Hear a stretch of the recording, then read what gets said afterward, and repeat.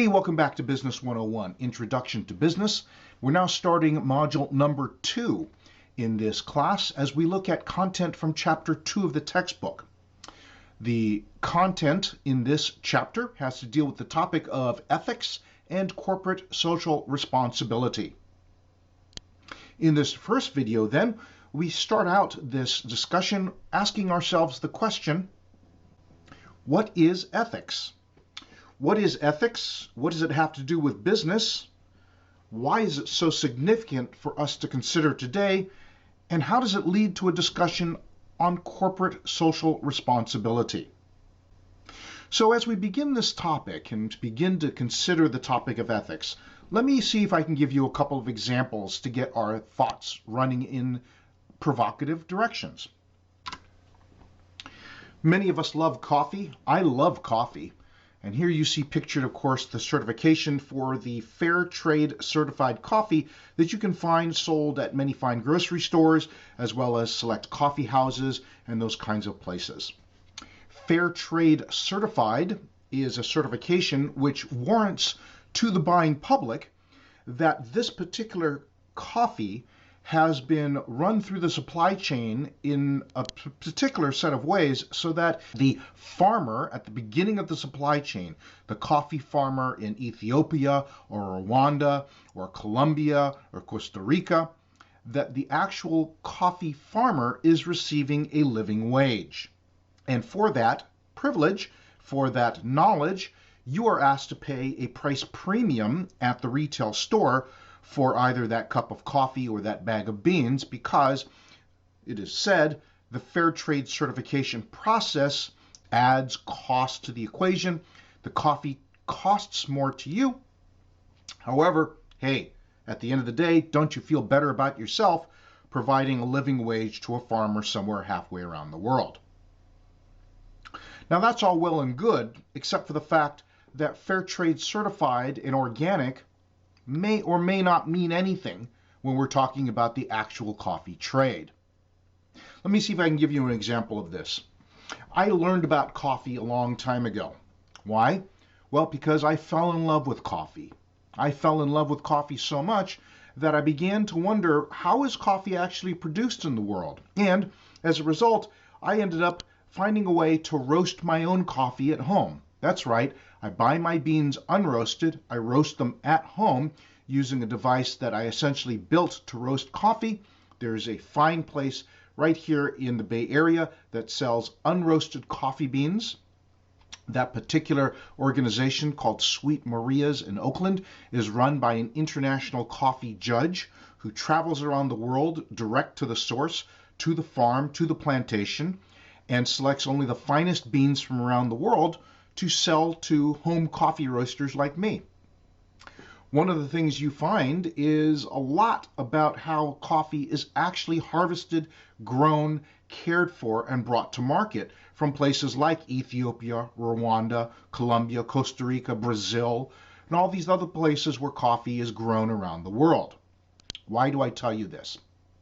Because a funny thing happened to me. A couple of years ago, I found myself in a Starbucks of all places. I don't really like the coffee at Starbucks.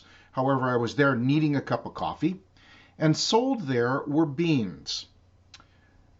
Bag of beans that was $2 more than any other bag of beans that Starbucks was selling in the store that day.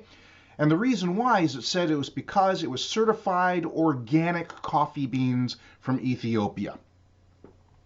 And for the privilege of buying certified organic beans, you had to pay more per pound for those beans. And inside I laughed, because I'd known for a little while now from this ad hoc coffee education that I'd placed myself on for the last couple of years. Well, 90% of the coffee in Ethiopia is already organic. Why? Because Ethiopia is historically the birthplace of coffee. It's the first place on earth that coffee was actually grown. They've been growing it there for generations. And quite frankly, 90% of it automatically is grown organic. Why?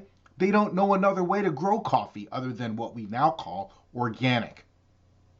Why then am I paying $2 more for this bag of beans when 90% of the coffee that comes from Ethiopia is already organic?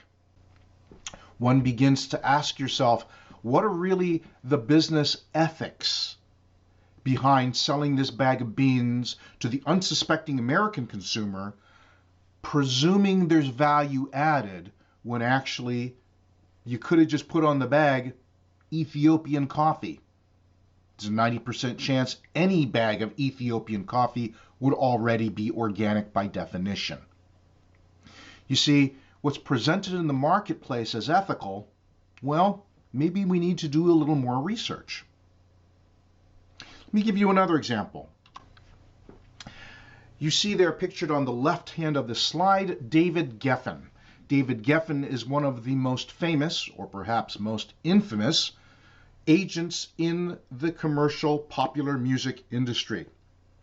And so if you look carefully, you can see here on the upper right-hand picture, yes, that's him having drinks and dinner with no other than Michael Jackson and Quincy Jones during their heyday. And on the bottom, you see there David Geffen palling around with John Lennon and Yoko Ono. David Geffen is indeed the agent to the rich, the agent to the uppermost echelon in the commercial music business, and has been for a very long time. So let's tell you a little bit about the story of David Geffen.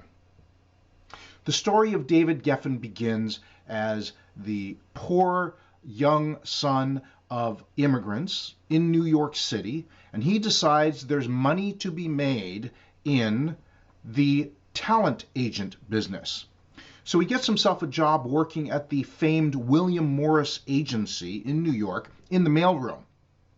He notices one day, hey, there's a role that would be a huge promotion for him just opened up within the agency.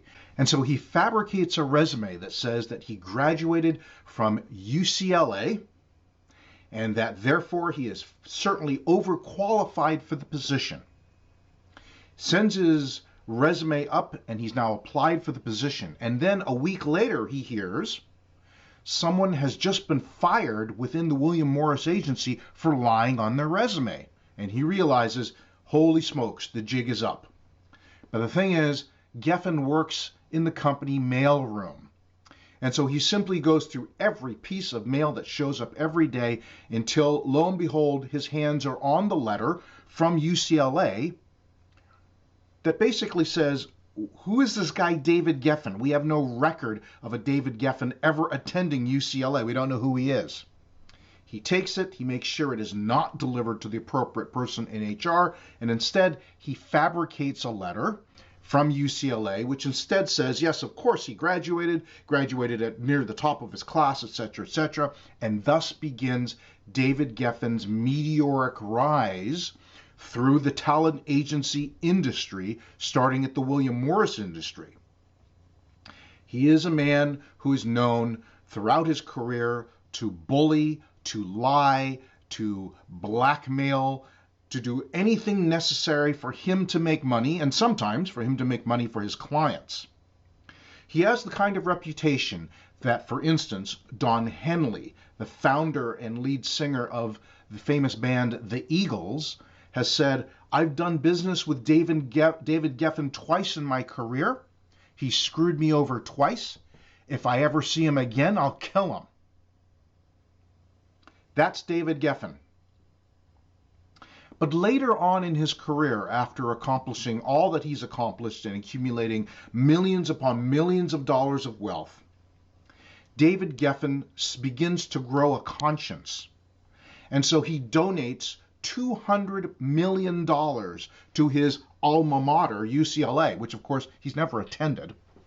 And UCLA uses those funds, $200 million, to build, of all things, the David Geffen Medical Center for Pediatric Medicine. Yes, they named a wing of their medical center after David Geffen, the donor. And the Geffen Medical Center for Pediatric Medicine has saved the lives of hundreds of children.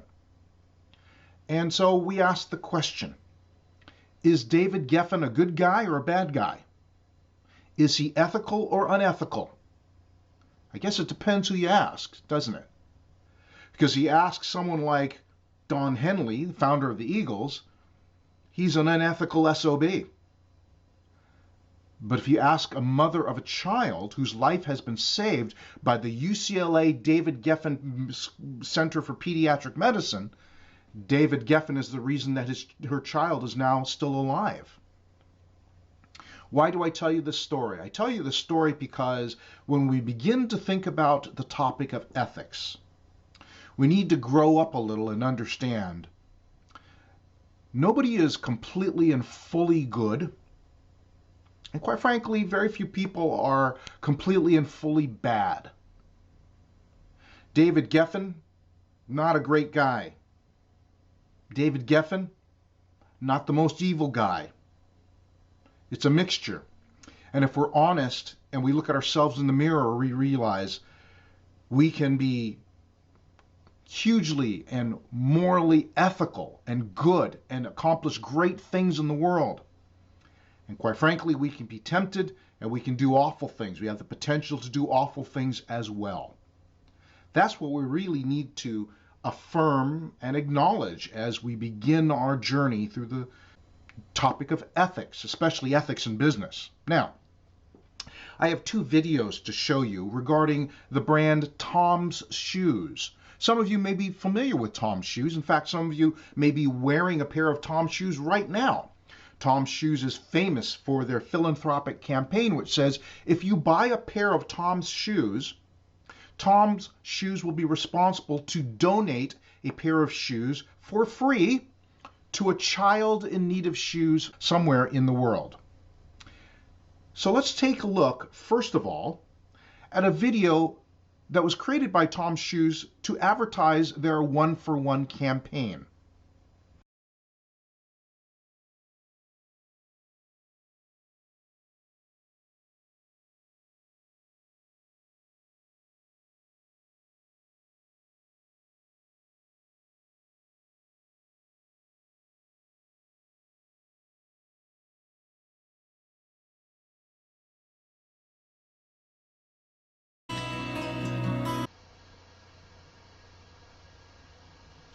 That is a great video, isn't it? Very well produced, very clear in its messaging. You watch that and you understand exactly what Tom's is trying to say in terms of their corporate message, what their mission is, how they want to be seen as an ethical company doing good around the world. And there may be another side to the story. And for that, I'm going to ask you to watch another video now. We're going to play for you a short video that takes a second look at what Tom's Shoes does and whether or not it's really helping around the world. We all know Tom's Shoes. Their buy one, give one business model has made them massively successful. What if I started a shoe company and every time I sold a pair of shoes, I gave a pair away? I love Tom. Well, there is no Tom. What? Oh, no, he's just a myth, like Santa Claus. What the heck? I know, So what did we learn? What did we learn from this examination of Tom's Shoes? Does it mean that every company that is saying they're doing good in the world really isn't? Is it saying that, well, there really is no such thing as ethics in business, that it's an oxymoron like jumbo shrimp? No, I think what we're trying to suggest is something a little bit different, which is ethics is a complex topic for us to talk about. We have to really be careful to look under the hood, because I'm also an absolute firm believer that business can be used as a force for good in our world. But it doesn't quite come as easily or as simply as perhaps some of us have been led to believe. I hope this at least piques your interest as we begin to consider this very, very complex, interesting topic of ethics in business. We'll see you in the next lecture.